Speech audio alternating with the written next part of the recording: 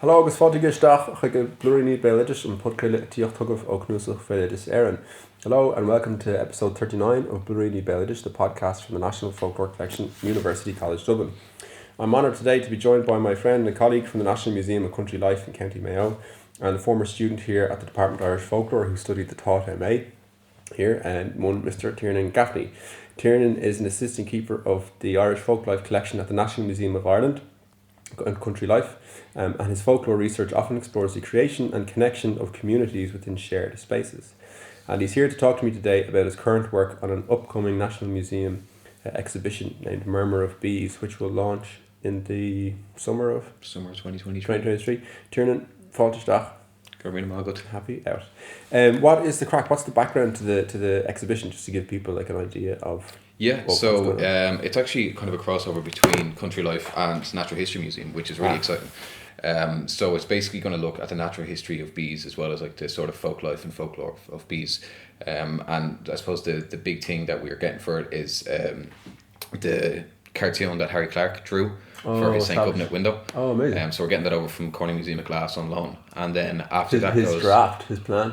Yeah, so they refer to it as a cartoon, but it's basically like a drawing that he did to design the actual window of the St. Covenant window that's in the Holland Chapel in Cork. But it's actually very different, like the sort of colours and the window, he kind of went with like more of a kind of a blue colour, and it's much more kind of majestic, whereas the cartoon is a lot more going on. And then once that goes, we'll have that for 3 months, and then we'll get a facsimile of the drawing. So it's just a copy of the drawing. And then downstairs, so that's on the level A of when you first walk into the museum, and then downstairs on the ground floor, that's where we'll have the natural history and the folk life side of things. So we'll have all these different specimens of bees, predators of bees, and then like beekeeping equipment. Lots of different things from art and industry, actually, the Art and Industry Museum, on like bees that are decorated on different honey pots and stuff like that. And then we'll have, just sort of more folk life related things like St. Covenant's tokens from St. Covenant as well that were taken back in the 1950s, and then St. Covenant's measure as well, St. Covenant's ribbon, which was basically like a ribbon that was used and was put around this medieval statue of St. Covenant, and then a prayer was said, or perhaps a kiss the statue, or whatever it is. This is in Ballyvourney in Cork, and then once you take it off, the ribbon is actually used for curing properties or healing properties. Like so Brock breeder kind of thing. Yeah, very similar. So there's a lot of different kind of folk belief and folk life objects that we do have associated with bees and with Covenant, and this exhibition is kind of like a combination of natural history, folk life, some stuff from art and industry, and then some stuff from from different museums as well. So sounds deadly. Very excited for it. Did anybody keep bees around here, Tom? Pappy Burke used to keep bees over here in Salem. Was this recently or a long time ago, Tom? No, it was about 20 years. He had a hive there. Was it a very unusual thing for people to be keeping bees? It was. Yeah. He was the only one in the for miles around that you could. What sort of bees would you have around here, Tom? Were there many different types of bees, or would you just call them all bloody bees? Would you have different names for different types of bees? You would. Far away, tell me them. The honeybee course is a different bee altogether to the doctor or the horse bee. Mm-hmm. The horse bee now is a different. He's going around stinging the horses. Yeah. And he's different altogether. The poor little honeybee would do nothing but go to the flowers and take up the honey out of them and go away with it back to the hive. Mm-hmm. But the horse bees won't look for no honey tar, but for blood or something he's looking for. Aye. Did you ever see a swarm of bees? I didn't. Mm-hmm. Could you tell me anything about the lifespan of bees at all, Tom? Or could you tell me anything about swarming bees at all that you've heard people talking about? Well, I couldn't. Mm-hmm. Does anybody keep bees around here now, Tom? No. They're kind of, as a creature, I think they're very beloved in Irish tradition. I just feel like people are very kind of have a fondness for bees. Yeah. And kind of look to them to assess the overall health of nature. And like you're saying, I guess there are aspects of material culture in terms of honey and production of kind of honey production and mead and so on, and beehives and keeping bees and etc. etc. Yeah. But also then they inhabit this other space in terms of folk belief and kind of apocryphal religious observance and religious tradition and so on.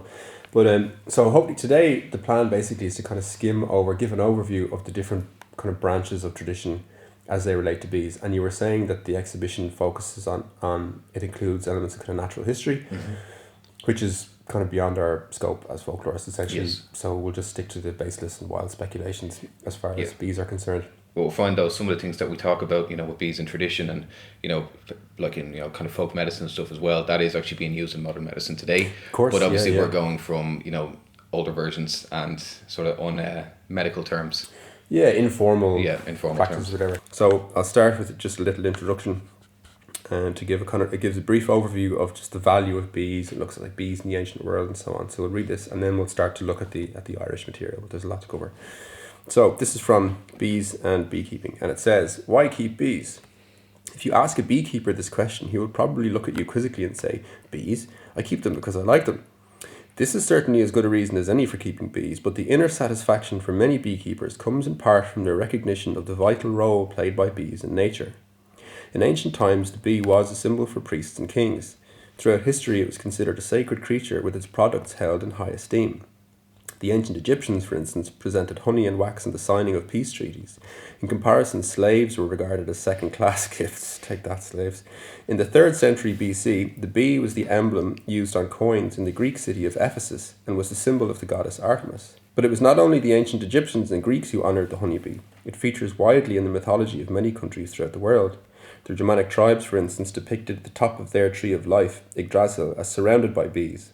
Obviously, they were aware of the prime importance of bees in the life cycle of many plants. The French Emperor Napoleon was also a bee enthusiast and had his imperial robes embroidered with golden bees. Even today, bees fascinate many people because of their ordered social structure in which thousands of bees can live together harmoniously without robbing or killing each other. Worth taking some notes there. They feed on pollen and nectar from plants, products which would otherwise go unused. The amazing fact is that in taking, they give something back as well, giving insect-pollinated plants the chance of propagation by transferring pollen from one another to enabling seed formation. This piece goes on then, it says, bees account for 80% of all pollination by insects, which is a crazy number to think really. Honeybees alone carry out more pollination than butterflies, wasps, bumblebees and flies put together. They have the advantage of being able to pollinate many different types of plant rather than being restricted to just a few as many wild bees are. Because they overwinter in a colony, large numbers of honeybees are ready to collect pollen in the spring when most plants are in bloom. With bumblebees, however, only the females survive the winter, and they then have to rear offspring. In addition, honeybees practice flower fidelity and do not pollinate at random, which ensures that the pollen reaches the correct plant. From earliest times, honey has been regarded as priceless, food for the gods in fact. To get some idea of its value, just think of its delicate raw materials and complex production process. It is both a food and a medicine. Because of its high, easily digestible sugar content, it is an ideal source of energy for both the healthy and the sick. It is absorbed directly into the bloodstream without any further digestion, where it has a beneficial effect on the heart and nerves. It can increase the hemoglobin content of the blood, which is why invalids, especially children, often used to be given treatments of milk and honey. It can also improve the physical and mental well-being of older people who may have problems with their digestion. So it's a brief introduction from a quite sweet book from the 1980s or 70s called Bees and Beekeeping by Irmgard Diemer. I think it was translated from German originally. And then another fun fact on beekeeping there, it just reminded me while you were reading it. A lot of different works said that, I don't want to say it's the only, because someone will say, oh no, this culture over here does this, but it's one of the only domesticated insects that human beings have brought in, compared to any others, which I think is fascinating. Yeah. But it gives a kind of a sense, I suppose, of the their value, and then also the sense of wonderment that they evoke, and this idea that there's another worldlier kind of quality to them as well. So this is, I suppose, a brief overview, but then to look at bees in Ireland, what do we have?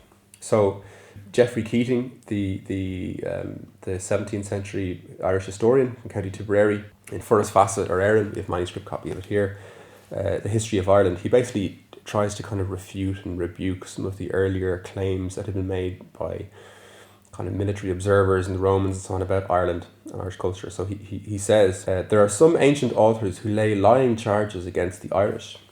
Solanus in the 21st chapter says that there are no bees in Ireland. So Gaius Julius Solanus was a Latin grammarian and geographer and compiler from the 3rd century. You don't get compilers anymore. No, you don't. What do you do? I'm a compiler. I'm going to start compiling.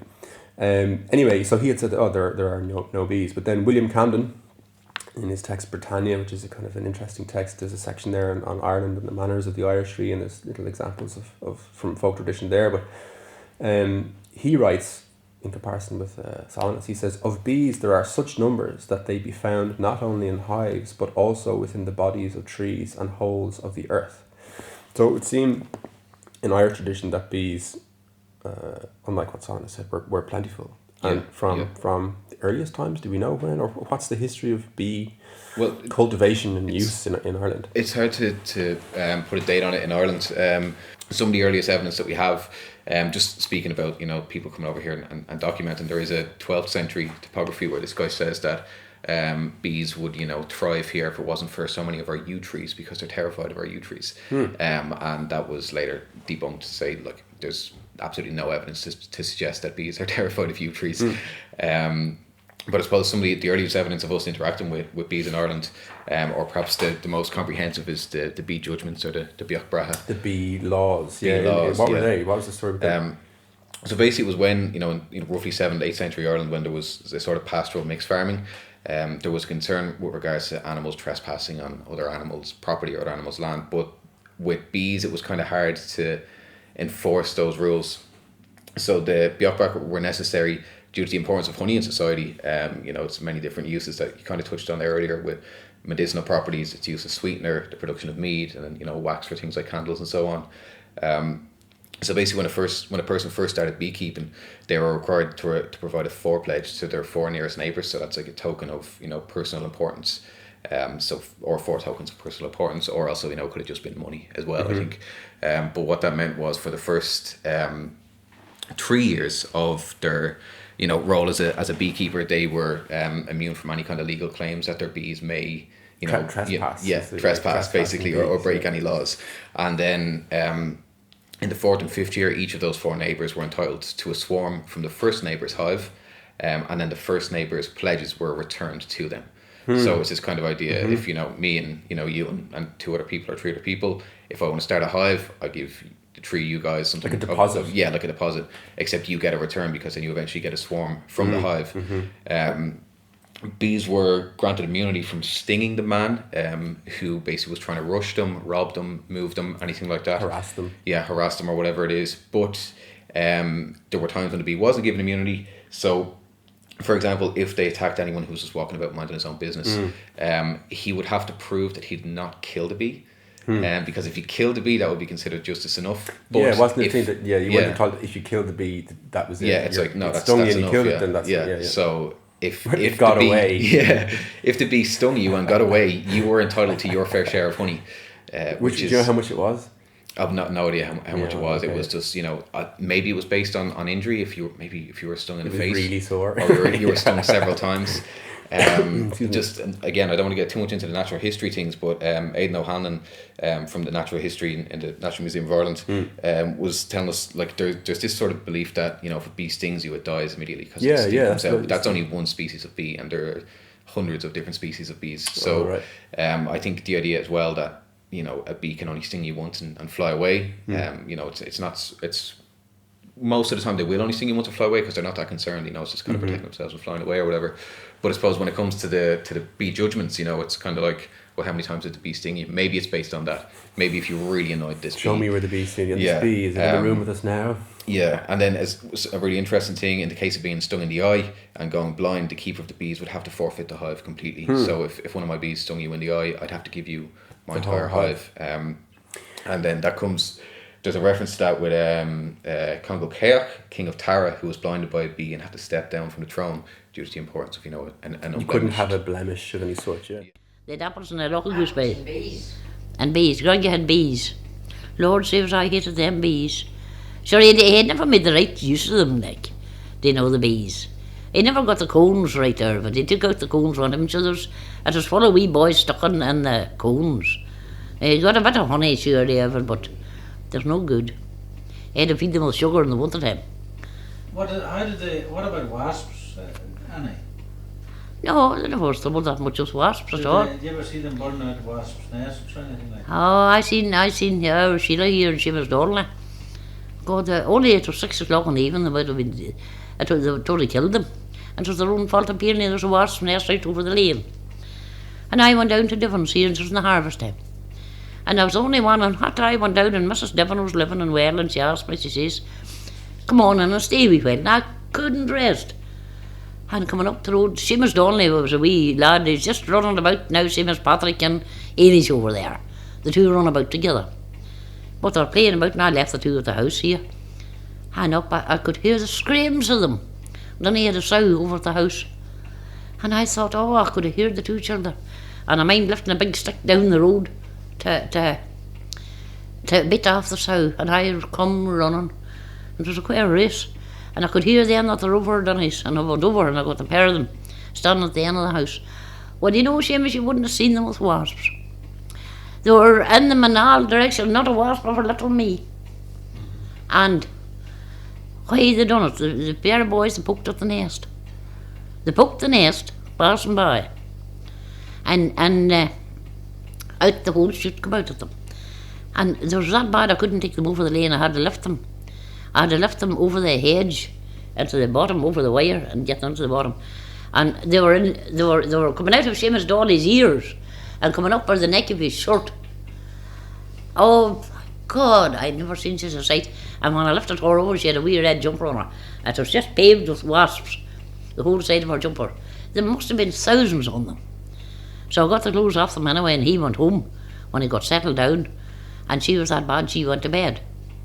I had to take every stitch off them and get them sorted out.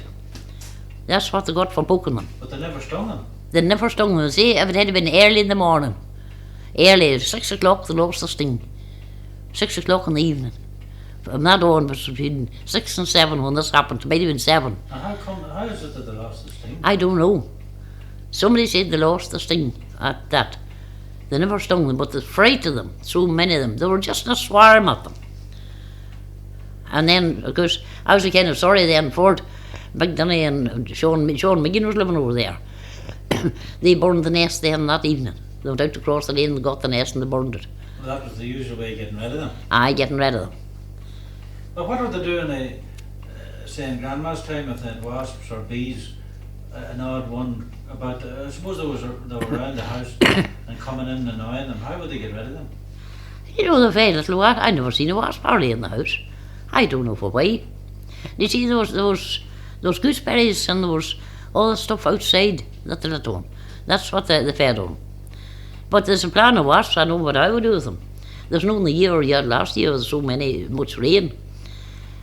Leave jam pots outside. I mean, there was a barrel over there on the street. And I left a couple of jam pots in it. And well, I went over one day till it after it. I looked and, well, you know, the bloody barrel to the bottom, it was swarming with wasps. And they never bothered me. You see, they had their feeding outside. They're in looking for something to eat, and that's why. And I mind, who's this? There was a woman. And she could sit up in the corner. And when the wasps was right rife, she used to come here, she had many Costco. And the wasps, they'll be creeping around our clothes. And she would never pass any mark, not one of them would sting her. They would light on her, and they'd creep round her, and but Lord, I would shiver. Well, the bees and wasps are they're a very funny boy. They know who touches them and who doesn't. Yeah. Fergus Kelly, he has these amazing texts on early Irish law, the Brehon laws, and early Irish farming. He references this in terms of, as you mentioned there, like beehives, and these bee judgments, laws, and trespass. And it's fascinating. He says, so he describes how these laws about bee trespass in early Ireland were kind of set up as a way to spread a commodity through the community by virtue of these kind of convoluted, unnavigable almost laws. So he says here in early Irish farming, early Irish lawyers devised an ingenious set of rules on beekeeping which must have helped to spread this asset throughout the landowning community. The basic principle was one which might seem rather pedantic, i.e. that the bee which takes nectar from a neighbour's flowers is guilty of grazing trespass or tarshke, like any other domestic animal. However, this assumption enabled swarms from a beekeeper's hives to be gradually distributed among his neighbours until they all owned bees. At this stage, mutual trespasses would be expected to cancel each other out. When a landowner starts beekeeping, he is normally entitled to 3 years of freedom in which his bees can forage on his neighbour's land without liability. In the 4th year, however, the first swarm to issue from his hive has to be given to the nearest landowner on whose property his bees have done most quote-unquote grazing. So it's fascinating. It's kind of the early Irish laws seem slightly mental when we read a lot of them. They get even more mental. Like that's kind of a really simplified version of it. As well, there was people called the Nemid, which were like kind of the high status people in that society. And if, say, I have a swarm and a beehive and it sets up a hive in your garden and you're one of the Nemid, you're entitled to its full produce. And then as well, finally, just on the bee laws, if a person came upon a swarm on unowned land, they were entitled to claim ownership over it, but they had to share 1/3 of its produce with the church and with the community. So time and again, you see, I suppose, there's like a kind of communal, cooperative element in a sense, or maybe cooperative is the wrong word, but like eventually the idea is that if you start off with a hive of bees, that in X amount of years down the line, the entire community has bees and can avail of their produce, basically. Yes, yeah, absolutely. And to, I suppose, tie into one of the first really nice native Irish words that I've come across in this research, another word for a wild bee's nest is customary, and that can also mean lucky find, which I suppose kind of ties into that law of if you come across this wild bee's nest, you are still entitled to 2/3 of its produce and to share 1/3 with the community. Yeah. So there's, I suppose, I guess if you look at the early laws, it shows the prominence in a way of the importance of bees and bee production in early Irish community. But I suppose a lot of that kind of continues. You see that importance come through into more recent folk tradition as well. Yeah. From the point of view of material culture, like and the hives, it's worth maybe discussing a little bit of like hives and the types of hives that we have in tradition. And I'll tell you what I seen in it, and I never seen it anywhere. Sieve for straining the honey. I see. I never seen it anywhere in the day. Yeah. They used to keep bees, and they were only the straw hives. I know. Well, this sieve then, it would be about that size. They put that, over a basin. Well, sometimes the basin would be too big, they say. Well, they put a rod across in a way that they see that it would fit right for the sieve. So they'd leave the hive down and then and they'd drain out into it. And it was straining and draining together. I see. But that sieve, now, just that you could discern the daylight through I know. to be as fine, it was as fine as that. Like a pinhole. It was like silk. There is a little account from the school's collection, and that's kind of describing bees in general terms here. And this is from Camross in County Laois, and it says, "The bees live in a little house of their own out in the sun. Some are very cross, and more are not. If you went to lift up the hive, they would sting you. There are about 4,000 or 5,000 bees in every hive. Some people make a lot of money out of the honey. You would want to put them in a place where the sun is shining always. In the winter, you would have to feed them with sugar." There's another account here then from the National Monument Service, which they're the group that advised the Minister for Department of Housing, Government and Local Government and Heritage on kind of legislation and policy issues regarding archaeological heritage. And anyway, there's a nice piece on their website regarding bee holes. And these were kind of cavities that were built into the wall that we find in different parts of Ireland. And it was meant to keep the beehive, or sometimes the skep, these kind of straw beehives that were constructed, and it was to keep them dry and safe from rain and wind and Irish weather in general, I suppose. And it describes these bee holes here, so I'll just read this description. It says, "A bee hole is a cavity or alcove in a wall which helps to keep the wind and rain away from the skep, a straw of wicker." So a kind of a wicker beehive. "And the bees living inside. Bole is a Scottish word meaning a recess in a wall. Bee holes are usually found in walled gardens of houses dating from the 17th to the 19th centuries. An excellent example of bee bowls with rows of recesses rising to 3 tiers is to be found at Ballingarry in County Tipperary. Most beekeepers kept their skeps in the open covered by old pots or sacking before the introduction of the modern wooden hive in the late 19th century. Beekeeping was a very common activity in the past before sugarcane became plentiful." We forget that sugar was kind of a valued commodity, or rare as well. I have a piece of audio to play in that regard in a minute. Beeswax was also in much demand for candle making, as a lubricant and a waterproofing agent.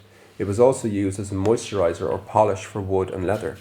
The Isle of Wight disease was first detected in Ireland in 1912 in an apiary near Dublin.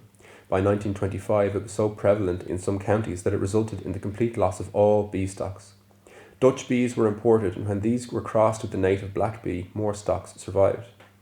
In 2017, a Limerick Institute of Technology scientist proved that the pure native Irish honeybee, Apis mellifera, was not extinct as previously feared, but still existed on the island of Ireland. So I suppose you get a sense maybe of the use and the kind of cultivation and farming of bees, for want of a better word. What's fascinating about that as well, though, and I was saying it to you earlier in the museum, we have all these, old cookbooks from the 20th century, early 20th century, and we were having a look through the different recipes to see how much honey was being used, and it was next to none that we could find, up until, maybe perhaps the 60s, 70s, 80s. It started being introduced, but previous to that, honey was not, used really. It wasn't kind of like a jar of honey lying in the press like you have Like we nowadays. have nowadays, millions So of- it could have been a case of where, you are cultivating this honey, but you may have to, sell it immediately, So it's or- only been popularised probably in the, you think, the 20th century maybe? I would say the mid 20th mass century, production. yeah. Or even, I was telling you earlier on, my granny was saying how they never had, my granny's 93, and they never had honey growing up Legend. because they could never afford it.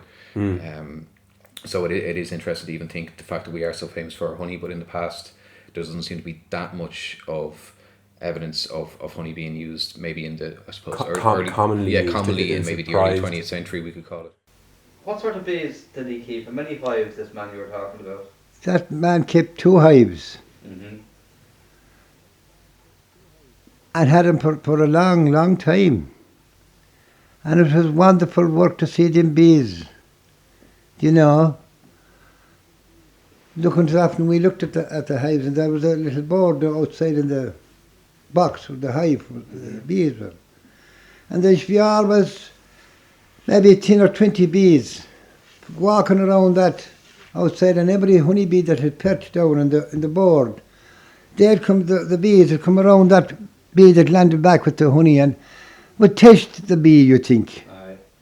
to know what was he going to do, or what had he, or was he one of their own, or something like that.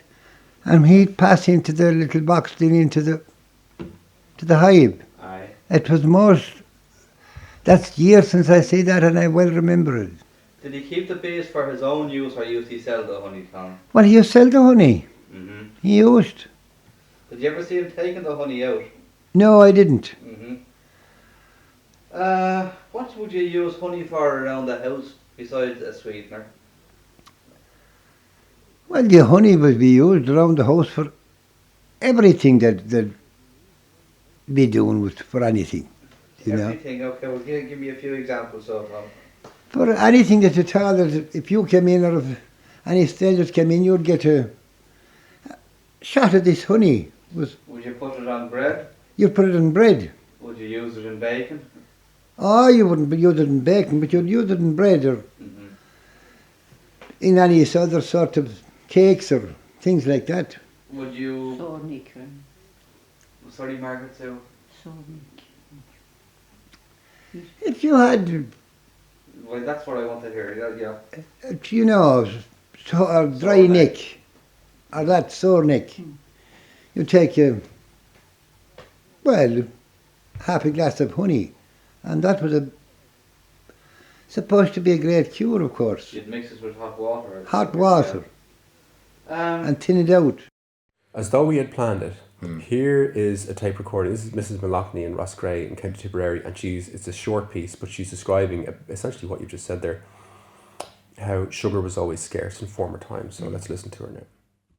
As I say, you had orchards everywhere, because as well as that, where you had orchards, you had bees. There was an awful lot of bees kept for honey, because sugar was, I don't know, how they managed, but I suppose the last couple of 100 years sugar was coming in and that, but sugar was always scarce, and the people, if they could keep a tree or two, usually it was 2 trees, a sour one for, and a sweet one.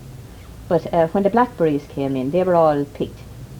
They were the poor man's fruit, because where you hadn't garden, a bit of land at all, it was the only thing that you could get.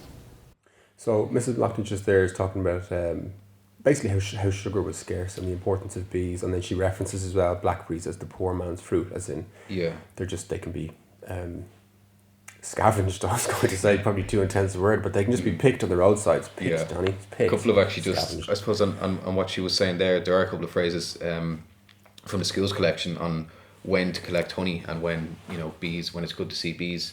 This one is from Rathfay in County Meath, and it says, on Bartholomew's Day, take the honey away, which is the 24th of August. And then another one from Thomas Quirk in Silvermines, County Tipperary. A swarm of bees in May is worth a load of hay. A swarm of bees in June is worth a silver spoon. A swarm of bees in July is not worth a fly, which is fascinating to think. Yeah, that rhyme is really common. We found versions of that all over the country, and in terms of kind of, we see more about bees and weather divination. We'll talk about it in a wee bit as well. But that kind of little rhyme of like, and in a sense, I suppose, watching the bees for what it portends in terms of the future, the crops in general, or the health of the crops. Actually, health of the crops and overall kind of, I was mentioning earlier that we have a kind of sense that bees or bee health is almost like a barometer for kind of the health of the natural world around us in general. And there's a piece here, this was collected by Dáithí under the Urban Folklore project, and this is from a Mrs. Maguire. And she describes watching bees on her land as they flew about the heather, and she describes kind of the characters from the bees. She says that the drones are very lazy and are kicked out of the hive, and that you were talking about swarming earlier. If the queen leaves, that all of the bees will leave the hive. But she references something which I just thought was interesting, kind of apt in terms of today, the nervousness that many of us feel about just the natural world around us, I suppose, and our kind of misuse of it in many ways. That even then she's saying, well, soon there'll be no bees, and they talk about no harvest and so on. So an apocalyptic wee note here from Mrs. Maguire. But there was another thing, the bees. We had bees at home. Oh, yeah. Three beehives. And my mother-in-law, Rester, used to say to me, come out now, because we live near a lot of heather. Come out now, so you watch the bees going off. They're not going off the day, they're going off another day, because the day isn't fine enough. And so you watch them the way they come out, and they go out in a circle, and they go back again, they come out the next day, and we watch them. And they're going up, flying up and down to the heather. So my brother, Paddy, he was, my brother and sister, got married and went away, and he was a lot to do. And he robbed them, took the honey off them, bringing in big basins of in sections. And he took the honey too late off them, and they stung him. And we got Dr. Flower, and he says, put a match paraffin in them 3 beehives, he said, with them green, white and gold. He says, he was weak and conscious with the sting he got, the poison so much, because I got angry. So when I was down, I seen them down in the bog thrown away, we never bothered with them afterwards. But it's marvellous too, the way they go off and in a swarm, the throw out the drone, because she's lazy. And then little brown bees, the bee that gathers the honey, small bee, and the queen then goes off, and all the other young bees follow her. And she might lie in a tree. She laid up in a palm tree, and my brother put a sheet over and turned sugar, and he cut the thing, and he put the ashes on the door. Mito, he cut the branch off and put it in the hive. So that's the fairy story of the hives. It's great how that works. Marvellous bees, But they say now in time to come, with all the putting in the land, there will be no birds or no bees left, or no fruit. Because I remember last year I went out to pick blackberries, and I got an awful lot the year before, but there was no. So you hear that at the end, they say that there'll be no birds, no bees, no fruit. Yeah. So that's Mrs. Maguire as well. So she's talking in general terms, kind of reminiscing and watching the bees and mentioning bee stings and so on, but also just the idea that there is sort of, like I said, a barometer for why the health of the environment of nature. It'd be interesting to know if it was considered a matter of urgency when people were talking about it in the past versus now. How now in all the nature documentaries that you see, people are talking about the urgency of we need to save the bees or else we're all going to go. We can't, human beings can't exist without bees, but it's a matter of urgency. With climate change and everything, I wonder, was it considered a matter of urgency in the past when they were talking about our reliance on bees? Do you just, I suppose, on other bee mortalities or bee extinction, the Annals of Ulster refer to 2 bee mortalities, both in 951 and 993, and the main causes were considered to be bad weather with parasitic spread. So we were talking there about, I suppose, the fact that honey, although it's super common today, back in the day, as it were, it wasn't as... Oh, there you have screaming seagulls there, everybody. It wasn't as commonplace to have jars of honey basically sitting in the press at home. Yes. And yet, although there were times throughout history where I think it might have been common. In P.W. Joyce's work, he refers to the rule of St. Alba. When monks prepared for dinner, they get unclean dishes, herbs or roots washed in water, likewise apples, and mead from the hive to the depth of a thumb. So this is something that, it's fascinating to think it perhaps came in cycles throughout history. I think that Dáithí Ó, I think, references that a lot of beekeeping in Ireland was done through in the context of monasticism, that it was kept, they were kept at the abbeys or whatever. But we were mentioning P.W. Joyce there. His work is amazing, and he mentions like place names. So his Irish names of places, an amazing text of his, and in that he gives an example. So there's a couple of places in Ireland in which the Irish language, a version of the name, refers to bees. Most famous would be Clonmel, Cluanmala, Honeyfield. But he also mentions, in the context of, he's talking about a saint here, so he talks about Saint Madonach of Tibrani in County Kilkenny, and who came to a place in Fingal on your side of the world in North County Dublin. And it says from the circumstance, so this circumstance being on his as this saint kind of comes, he settles in Fingal, where he kept a swarm of bees, and a portion of the bees were brought over from Wales by Saint Madonach of Tibrani in County Kilkenny. And from this circumstance, the place where he stayed was called Lan Bachara, which is Lan Beecher, I think Lan Beecher today. And it's still known as the Beekeepers' Church today. It's near Braemore and Balbriggan. But I think the fascinating thing about that is the Lan Bachara is a combination of Welsh and Irish. So Lan meaning church in Welsh, and Bachara beekeeper in Irish. So it's Church of the Beekeeper. Because he was over there in Wales with St. David at a monastery, and he was tasked with looking after the bees. And when he came back to Ireland, the bees pretty much followed him on a boat over, and he went back to Wales and said to David, here's the bees, they keep following me back. And it happened several times where every time he got on the boat to come back, they followed him. So eventually he said, okay, keep the bees, bring them to Ireland. So that's one of the, I suppose, stories on how bees were introduced into Ireland. We'll look at this, we'll go and look at kind of bees and saints again, but just to cover that story, so an account here from the school's manuscripts, and in this it describes that exact story. It says the patron saint of Tibrachny is Saint Madonach. He is said to have been the first to introduce bees into Ireland. During his sojourn with St. David in Menavia, he had charge of the bees of the monastery and attended them with the greatest care, so much that they were fruitful of honey in his hands. When he was returning thence to Ireland, and had bid farewell to the holy abbot and monks, and had entered the coracle to set sail, the bees, forming a large swarm, came and settled in the boat along with him. Madonach, unwilling to rid the monastery of this treasure, brought them back to their hive. A second time, however, as he again entered the boat, they followed him. And when he again brought them back, they repeated the same a third time. St. David, hearing this, told him to bring the bees with him to Erin. So this is a kind of an account invoking, I suppose, the activities of the saints, which suggests, or which explains how bees first came to Ireland. And again, we'll look at this as we go and look at folk belief, but you have a sense that that bees are kind of sensitive to the character of their keepers and so on, or that they they dislike certain people and they like other people depending on their characters, essentially. But I want to read, just as we were mentioning in this context, I suppose, to read a bit about kind of bees in general before we move to look at bees and folk belief. And this is from The Lore of Ireland, an amazing text, an encyclopedia of myth, legend and romance by the late great Dáithí Ó hÓgáin, Gníon Diagros there. And here's this section here, his piece on bees. He writes, "These valuable insects were more generally kept in former than in recent times, although a tradition held that they were introduced by a certain Saint Mourning of Tobarachna or Tibrani, County Kilkenny, in the 7th century is certainly apocryphal. It does appear that the Christian monasteries practiced beekeeping on a large scale. Bees were believed to be blessed creatures, probably because of their use of the use of their wax to make church candles." Yeah, and I was in Rathbourne Candles there during the week, which have been around since 1488. One of the oldest candle making company in the world, possibly one of the oldest companies in the world as well. But they still supply all the churches in Ireland with candles, and they're still made of beeswax, which is fascinating. Yeah. And so he continues here. He says, bees were also thought to be possessed of special wisdom, and to take an acute interest in the affairs of their owners. If a bee entered the house, it was regarded as a good omen, and the bees in their hive would be told in advance of projects that the family intended to undertake in the belief that they might effect a beneficial influence.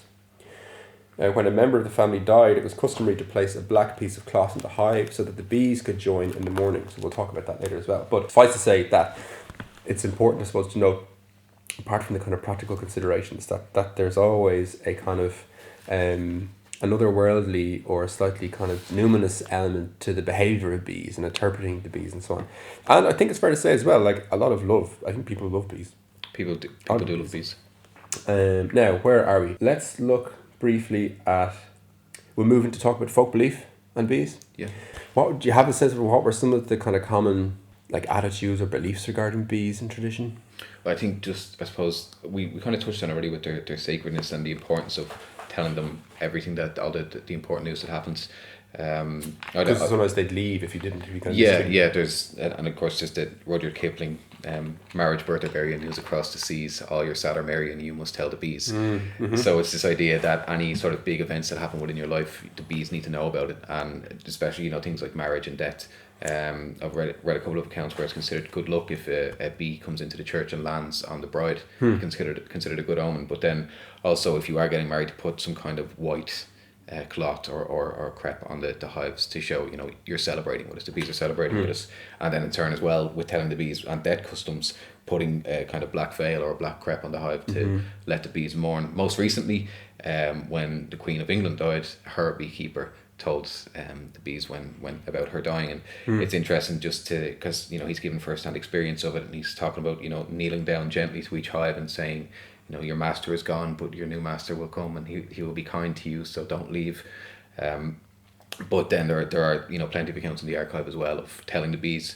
An interesting one here, so this is from Galway. So when the head of the house dies and there are bees kept, some person has to go out and tell the bees that the head of the house is dead. If this is not done, the bees will leave. A man named McCormick had 17 hives of bees, and he used to be watching out for them. He could put his hand into a hive and take out a handful of bees, and they'd never sting him. But when he died, no one went out to tell the bees that he was dead. The day his corpse went up to Bowreen, the country lane, the bees followed him up and never went back. Yeah, it's amazing. And there's also, a couple of accounts of like 2 people need to tell the bees. A difference between. And it's specifically you have to tell like your beehives, as opposed to go out and you can't just tell some random bumblebee doesn't care. It's like your hives, right? From the sense I can get of it, it's that it's an intimate experience. So it's not kind of just going out and shouting into the wilderness. he's gone. Yeah. It's we don't care. Yeah, and maybe even saying it to if like there where he had 17 hives, and I don't know how many hives the Queen had, but I think it is a case of telling each hive as opposed to just kind of announcing it like mass or something.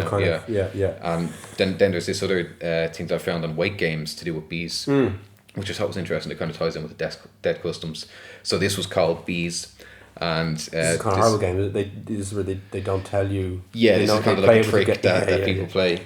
So this is from Peter Skinnatter in Dava, County Monaghan. I hope I pronounced that correctly. Bees in this game. A man who does not know the game is chosen to be the hive. Another man is chosen to be the queen bee, and all the rest are bees. The bees then go outside and bring in sticks and other articles. Then they leave this at the foot of the man who is the hive. When they have enough, the queen bee tells them to go and gather honey. The bees all go outside and fill their mouths with water and come in and spit the water on the hive. Nice. Job done. Take that. Thanks, everybody. Yeah, it's the weight game is always good crack. There's a sort of sense like... Actually, before we go on, I have a piece of audio that I found. This is from the Mona McLaughlin collecting, the Urban Folklore Project, and she's talking to Miss Dorothy Emerson, who's a clairvoyant, and Dorothy is talking about how she's given death customs in general. So I suppose generally it was very common at the moment of death, you stop the clocks, you cover the mirrors, things that the soul might get sort of confused by or trapped in, that sort of stuff. And also the bees are told. So in this, and she also has a critique of materialism and rationalism at the end, which is a bit crack. Anyway, this is Dorothy Emerson and Bees and Death. When anybody dies in a house, all mirrors are covered at once, and all, windows are left open, and all mirrors are covered. Mm-hmm. This is the idea, I think, that the soul, when passing out, might get confused and dash itself into a mirror, or could not get out. But of course, if you come to think of it, that could not possibly happen, because presumably no soul could behave. It's rather hard to explain these things behave like that, if you know what I mean. But that is at once. Nearly all houses, no matter whether they're big houses or little houses, all mirrors are covered at once, and all doors and windows left open for a short time. Yes. Did you ever hear of the bees being told about it? Oh yes, that happened to us once. We had a coachman called Tiernan who died, and we had the bees didn't really belong to us. It was this house we went to live in after Milton, and we found all these bee skips in the garden, you see. So I suppose we just went on with them, and we forgot to tell the bees about Helen's death. They were gone the next day. Never saw them again. Really? Yeah. Never thought about it. You're supposed to tell the bees, yes. But again, you don't know all these. Lots of these things have changed. So do you see? That's the trouble today. There's such an enormous lot of interesting things have gone out of the world because they're all become rather, materialistic and rationalistic and so on. Okay, so that's Dáithí Emerson, and she's talking about that kind of widely known custom, I think, of telling the bees. And a couple of accounts from our manuscripts, again, the school's collection, we could find zillions of these, but here's one from Cratloe, County Clare. It says, there are several practices about deaths and funerals, such as when a beekeeper or a person who has bees dies, the bees must be told. If not, the bees would die or go away. A crepe should also be hung over the door of the hive, again, that kind of crepe, black crepe paper. And then from Croom, County Limerick, when anyone dies in the house, clocks must be stopped, the chairs turned upside down and the geraniums covered. If there are bees kept by the people of the house, the bees must be told, and a piece of black cloth or paper, presumably, put on the hives or the hives covered. There's a couple of interesting ideas in terms of that the soul could sometimes leave the body in the shape of a bee, and that this is in what's commonly known the Guntram legend, where two people are out and two friends are out, and one of the lads falls down and just takes a rest on the side of a hillside and falls asleep. And a butterfly or a moth or a bee is seen coming out of his mouth, and it kind of wanders around, and then it walks on some stones and climbs up and down trees and so on, and climbs back into his mouth, at which point the guy wakes up and then relates this fantastic dream he had, and the kind of the inference being that his friend sees, he's like, oh, your soul left in the form of a bee. And so in the same sense that sometimes a sudden departure of bees from the hive would presage a death that's the kind of idea. Yeah, there were other accounts that kind of suggested that when the owner dies, the idea of allowing the bees to mourn means that the bees live, not that they leave, that they, putting a crepe or a veil on the hive allows the bees to continue to live, as opposed to preventing them from leaving, which I think is fascinating. Yeah, because they need to be brought into mourning as well. Yeah. And then on the subject of death and divinity and bees, this account from the main manuscript collection from County Mayo, and it says, it's in Irish, but here's the English translation, is that they say when the Jews were crucifying our Saviour, the tears that were falling from his eyes, they were turning into bees and taking to the sky, and that was how the bees first came into the world. Yeah, it's fascinating. A few more bits and pieces here from the school's collection regarding bees and luck. So in County Longford, in the 1936 edition of the journal Beilidis, Caught Nivrádig writes that it's very lucky for bees to come to a house. In Corn the Galach in County Kerry, if a swarm of bees come to you from another person's hive, even if you know the owner, you should not allow it to be taken back from you, or you will lose your luck that year. The idea that kind of your luck is embodied almost in bees, and that wherever they go, it's bound up in them. It is considered lucky to have a swarm of bees come to anyone, as they are said to bring the luck with them. And then we have a note here on bee stings. The sting of a bee is good for rheumatism. When a bee sheds his sting, he dies. This is what you mentioned earlier. A raw onion rubbed to a sting deadens the pain and prevents swelling. How would you cure a bee sting? I couldn't tell you that. But a bee sting was a severe sting. But if you got a sting, surely you'd do something, Tom. You wouldn't just leave it. You'd try and fix it somehow, wouldn't you? You would, with the fixing you do.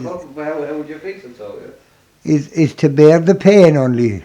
That's all we used to have to do with it. You'd never put anything on it at all? Nothing. Margaret, would you put anything on it?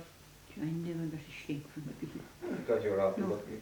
Well, I mean, Kathleen has a bottle below the children for stings. The children. And this would be just something you get from the chemist, though, yeah? Oh, it is. In a good number of parts of the country, Tom, if anybody in a house had died, one of the first things you do is you go out and you tell the bees. Now, it happens all over the country, Tom, but if this is not a beekeeping area, I just want to know that have you ever heard of that custom at all, Tom? No, I had never heard that.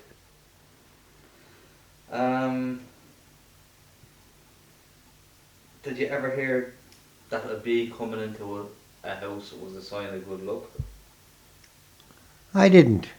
Right. And did you ever hear of people who used to carry a bee either on a reaping hook or on a side as a sort of charm to speed up the work at all time? No. And the movement of bees around the field, could you tell anything about weather, anything about luck or anything like that at all time? Well, you couldn't. Grand. You couldn't. That'll do for now. Coming to the end of our explorations here, we can only kind of give like a very brief overview really, but we mentioned the arrival of bees to Ireland through the saints or whatever, but Yes. there's another saint, Saint Gubnet, who's probably Saint Gubnet, who really is so. You mentioned actually at the start of the podcast that you're getting this picture, the Harry Clark window, Yes. a depiction of Saint Gubnet, and there's a particular devotion to her in County Cork, right? In Ballyvourney, County Cork. Can you tell us about Saint Gubnet and her like connection to? Yeah, so I think what's really fascinating about Saint Gubnet compared to other saints is that most of what we know of her comes from folklore, as opposed to other ones where there's hagiographies written about their lives. But there's this idea that she fled to the Aran Islands because her life was in danger, and then she was visited by God and told that create your church where you'll see 9 white deer, and she travelled from the Aran Islands and travelled through Kerry and Cork and Clare and so on, and when she got to these different locations she saw different numbers of white deer, but eventually when she got to Ballyvourney she saw the 9 white deer. That's where she set up her church, and she's known to be the patron saint of bees and ironworkers, and to have introduced bees to Ireland. And there's many different variations of this story, but there's this idea that when invaders were coming to Ireland to basically steal cattle and run Pillage and burn and whatnot throughout the country, she saw this happening and she lifted up her beehive and all the bees swarmed out of it and basically stung all the invaders until they ran away. In other versions of the story, they actually turn into soldiers and they go and they kill all the invaders. It's very fascinating, but she's very much as opposed to maybe Bridget being more of a patient saint, if you will, Saint Gubnet kind of comes across as someone who has no time for messers in some kind of a way. If she sees some kind of wrongdoing, she immediately stops attacks it. you with bees and asks questions later. Yes, pretty much. Doesn't even ask questions. Bees first, questions later. Bees first, questions later. And doesn't her name, the etymology of her name, comes thought to mean from Gowa, like Gowa the Smith? Yeah, as in Smith. And then there's also this idea that she's sort of the female version of the blacksmith for the Tuatha Dé Danann, which was Gubnu. That was Gobhni. Goibni. That she's like the sort of female counterpart to this person, and then bees were added on because of this sort of femininity associated with nature and so on. That's kind of how that got tied in, which is fascinating. But also when they were doing archaeological works at Ballyvourney, they actually found a lot of traces of ironworking that happened there, which is fascinating. Yeah, bizarre. Yeah. But like you said, there's no, like we have other lives of the saints that we can read and so on, but not with her. There's no. No, with her it's mainly through oral tradition that things are being passed down. Maybe that's why we have so many different variations of the same story of her, using her beehive as a weapon. And Crofton Croker writes about that in Fairy Legends of the South in 1825 as well. What's his? So there's this account from Crofton Croker's Fairy Legends of the South, 1825, on St. Gubnet using her beehive as a weapon. So over 800 years ago, a powerful chief on the point of waging war against the head of another clan, seeing the inferiority of his troops, prayed to St. Gubnet for assistance in a field adjoining the scene of the approaching battle. In this field there was a beehive, and the good saint granted his request by turning the bees into armed men who issued from the hive with every appearance of military discipline, arranged themselves in ranks and followed the leader to contest where they were victorious. After the battle, gratitude instigated the conquering chief to visit the spot from whence he had obtained such miraculous aid, when he found that the hive had also been transformed from the straw or rushes of which it was composed into brass, and that it had become not unlike a helmet in shape. This relic is in the possession of the O'Hurley family and is held by the Irish peasantry in such veneration that they will travel several miles to procure a drop of water from it. When they which they imagine, if given to dying relatives or friends, will secure their admission into heaven. Not long since the water from this brazen beehive was administered to a dying priest by his conjutor in compliance with the superstition. That's Croft and Croker. That's Croft and Croker, who, you know, was known to sometimes take poetic license, but nonetheless still a fascinating. Yeah. No, I know what you mean. There's another piece of here from the manuscripts, and it describes the same story. We'll just kind of go on with this until we finish up then, where it says, it references the feast of St. Gubnat, which is on the 11th of February. Yes. And it says, although no longer a holiday of obligation, the 11th of February, the feast of St. Gubnat, is still kept as a day of particular devotion in Ireland and association of her name. The supposed miracle that connects the name of Gubnat with bees is commemorated by the presence of a tacker or beehive close to her statue at Ballyvourney near Cork, and which is known to this day as St. Gubnat's tacker. The story current in the neighbourhood is that a poor widow who was unable to pay her rent had her sole wealth a few cows whose milk she sold seized by bailiffs, and in her distress invoked assistance of St. Gubnat, whose church she was passing at the moment, while police and bailiffs drove her cows before them. I think we could do a bit of invoking of St. Gubnat in Ireland nowadays. Even as she prayed, a tall woman appeared, holding a beehive in her hand and clad in a brown cloak. Looking with compassion at the tearful face of her supplicant, St. Gubnat, for it was she, raised the hive in the air, whereupon out flew a swarm of bees that were immediately transformed into a troop of armed soldiers. At a sign from the saint, they fell upon the bailiffs and police who were driving the cows away, but who, the moment themselves at the mercy of the soldiers, began to scream and howl and scattered in all directions. They were far too eager to save their lives to give a thought to the poor woman's cows, which she at once took possession of. She would have fallen on her knees at the feet of St. Gubnat, but that the vision vanished as suddenly as it had come.